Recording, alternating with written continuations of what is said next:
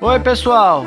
Hoje a atividade que a professora do Rian mandou foi pular na fogueira. Pra quê? Pra estimular e trabalhar a coordenação motora deles. Vamos lá, Rian! Pular sem pisar, hein? Aê! Vai de novo! Não pode pisar, hein? Vamos lá! 1, 2, 3 e já! Aê! De novo! 2, 5 e vai! Vamos lá! Ó! Pulou certinho! Bora pular com os dois pés, vamos! 1, 2, 3 e já!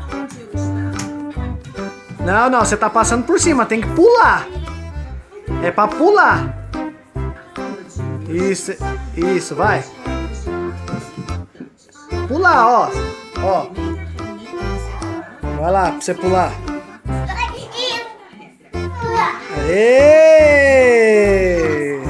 Tchau, tchau! Muito legal!